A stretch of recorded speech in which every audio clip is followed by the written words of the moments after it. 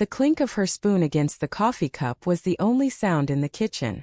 That and my heartbeat, loud, uneven, echoing in my ears.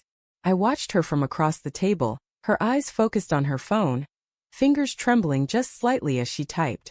Then she smiled. Not at me. That smile was the final nail. Who is he? I asked. Her hand froze midair. The spoon fell, splashing coffee onto the table. For a moment the world stood still. She looked up at me, her face pale, lips trembling. Then without saying a word she burst into tears. Her name is Emily. My wife of 12 years. My best friend since college. The mother of our 8-year-old son Liam. We'd built a life together. Mortgage, road trips, anniversary dinners, all the clichés of a happy marriage. Or so I thought. But for weeks something had been off. Late-night texts. Secretive smiles. The smell of cologne that wasn't mine clinging faintly to her hair. I told myself I was paranoid. I blamed stress, exhaustion, imagination. I wanted to trust her because that's what you do when you love someone. You give them the benefit of the doubt, even when the doubt eats you alive. But last night I saw his name. She was asleep beside me, her phone lighting up the dark room. The message flashed briefly on the screen before fading. Can't stop thinking about you. Same time tomorrow. The name above it, Ethan. I didn't sleep after that. I lay there staring at the ceiling, feeling something inside me quietly break. I thought of the years we'd spent together, the promises we'd made, the version of her I believed in. By dawn I'd rehearsed 100 ways to confront her. Angry, calm, sarcastic, cold. But when morning came, all I could manage was that one question. Who is he? Emily covered her face with her hands, her shoulders shaking. I wanted to yell, to demand answers, but all I could do was sit there. Frozen, heart pounding. Please, I said, voice barely a whisper. Just tell me the truth. She lowered her hands, her mascara streaking down her cheeks. I didn't mean for it to happen. That phrase, the universal excuse for every betrayal. How long? I asked. Her silence told me more than any words could. How long, Emily? I repeated louder this time. 6 months, she said finally, voice cracking. It started after your dad died. The air left my lungs. That was the worst part. Knowing that while I was grieving, she was finding comfort somewhere else. Ethan, I said slowly, trying the name on my tongue like poison. Who is he? She looked away. He's a teacher at Liam's school. The room spun. You're telling me you're sleeping with someone who sees our son every day? It wasn't supposed to happen, Mark, she said quickly. He was just someone to talk to. I was lonely. You were so distant after your dad passed. I felt invisible. I laughed, a bitter, broken sound. So you filled the silence with him? Tears streamed down her face, but I couldn't feel sympathy. Not now. Not when every word she spoke felt like another stab to the chest. I needed someone who made me feel seen, she whispered. And I needed a wife who didn't lie to me. The rest of the morning passed in fragments. Liam woke up sleepy-eyed, asking why Mommy was crying. Emily rushed to the bathroom, pretending to have something in her eye. I made him breakfast, hands trembling as I flipped pancakes I couldn't eat. After dropping him at school, I parked my car by the lake and just sat there. The same lake where Emily and I had our first date 13 years ago. Back then, she'd worn a yellow sundress, her laughter echoing over the water. I used to think I was the luckiest man alive. Now that same lake felt like a cruel reminder of everything I'd lost. I tried to hate her, but it wasn't that simple. Love doesn't vanish just because someone shatters it. It lingers, stubborn and painful, like a wound that refuses to close.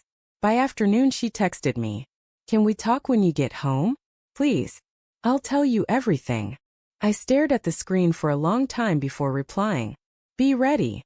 That evening I walked into a quiet house. The air was heavy with tension. Emily sat on the couch, eyes swollen from crying. I ended it with him, she said immediately. Last night. I scoffed. How convenient. I swear, Mark. I told him it was over. Why should I believe that? She hesitated. Because I realized I don't want to lose you. The words were soft, but they didn't land. Once trust is gone, everything that follows feels rehearsed. I sat across from her. You said it started 6 months ago. What exactly happened? At first it was just messages. We talk about school events, parenting, small stuff. Then one night, after that PTA meeting, we went for coffee. I told him about how you'd shut down after your dad died, how I felt like I was living with a stranger. He listened. He made me feel wanted. I finished for her. She nodded. And after that? Her eyes fell to the floor. It turned physical about a month later. I closed my eyes. I didn't want the details, but my mind painted them anyway. The touch, the kisses, the lies. I wanted to stop, she said quietly. Every time I saw you and Liam together, I felt sick. But I couldn't seem to let go. I told myself it was harmless, that it meant nothing. But it did. You think saying that makes it better? I asked. No, she whispered. I just want you to know I'm sorry. Sorry doesn't fix this, I said. Sorry doesn't erase what you did while I was mourning my father. She covered her mouth, sobbing. I stood up, pacing the room. My hands were shaking, and I could feel the anger finally surfacing. Do you even realize what you've done to us? I said. To our family? To Liam. I do, she cried. That's why I ended it. That's why I told him not to contact me again. And what if he does? He won't. I laughed bitterly. You really believe that? Affairs don't end with a neat goodbye text, Emily. She flinched. I'll change my number. I'll do whatever it takes. I stopped pacing and looked at her, really looked. The woman I'd loved for over a decade sat there trembling, broken, desperate. And yet, beneath the tears, I could still see the woman who once made me feel alive. That hurt more than anything. We didn't speak for days after that. We moved around each other like ghosts, saying only what was necessary for Liam's sake. At night, I'd hear her crying in the spare bedroom. Sometimes I almost knocked on her door. Almost. Then one evening, a letter appeared on the kitchen counter. My name on the envelope, written in her handwriting. Inside, she poured out everything. How she hated herself for what she'd done. How she missed the way I used to look at her.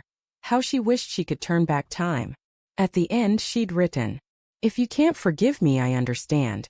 But please don't let Liam grow up thinking his mother is a monster. I'm human. I made a terrible mistake, but I still love you. I read that letter 5 times. Each time my chest tightened a little more. The truth is, part of me still loved her too. But love isn't always enough. Not after betrayal. A week later, I met Ethan. It wasn't planned. I saw him outside the school when I picked up Liam. He recognized me immediately. His smile fading, his posture stiffening. Mr. Collins, he said cautiously. I didn't hit him. I didn't yell. I just looked at him. This man who'd stepped into my life and wrecked it, and asked, Do you have a family? He swallowed hard. No. Then you wouldn't understand what you destroyed. He nodded, shame in his eyes. I'm sorry. Truly. Don't ever talk to her again, I said. And if I find out you have, I'll make sure everyone at that school knows exactly what kind of man you are. He didn't argue. He just walked away, head low. I stood there for a long time, watching him disappear down the street. The anger didn't bring relief. Just emptiness. That night I told Emily I wanted space. She nodded silently, tears welling up again. I understand, she whispered. I don't know if I can forgive you, I said. But I also don't know if I'm ready to throw away 12 years. Her voice broke. What do you want me to do? Nothing, I said. Just let me breathe. She nodded again, then reached out hesitantly, her fingers brushing mine. For a second I didn't pull away. For a second it felt like the world might still be fixable. But then I remembered the message on her phone. Same time tomorrow. And I pulled my hand back. Weeks passed. We started therapy, for Liam's sake, not for ours, at least at first. The counselor told us healing was possible, but only if both of us wanted it. Some days I think I do. Other days I can't even look at her without seeing his name. Trust once broken is like shattered glass. You can piece it together, but the cracks never disappear. Still, sometimes in the quiet moments, when she packs Liam's lunch, or when she hums softly while folding laundry, I see glimpses of the woman I married. The one who loved me before life and grief got in the way. Maybe that's why I haven't left. Not yet. Because part of me still hopes. Every morning now, we sit together at the same table. Coffee. Silence. The clink of the spoon still echoes, But there's something different. An honesty in the quiet. Sometimes she catches me watching her, and for a brief second, her eyes search mine like she's begging for forgiveness. And maybe one day I'll find it in me to give it. But for now, the question that started it all still lingers between us. Unspoken, heavy, eternal. Who is he? The answer may have come, but the wound it opened still bleeds.